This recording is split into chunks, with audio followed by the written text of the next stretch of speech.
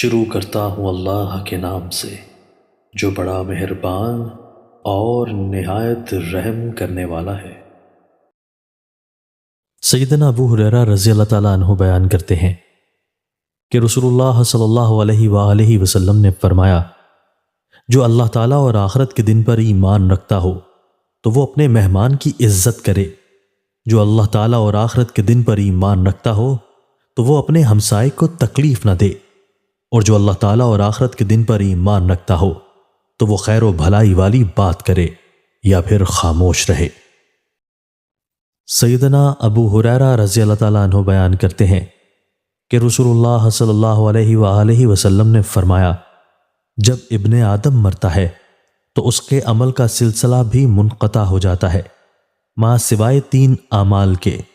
صدقہ جاریہ سے،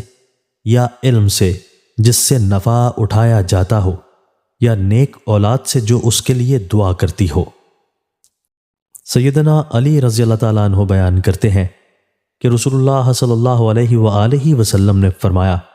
جس کو یہ بات اچھی لگتی ہے کہ اس کی عمر لمبی کر دی جائے اور اس کے رزق میں اضافہ کر دیا جائے اور بری موت کو اس سے دفع کر دیا جائے،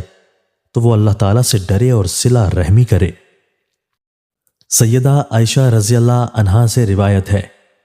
کہ نبی کریم صلی اللہ علیہ وآلہ وسلم نے ان کو فرمایا،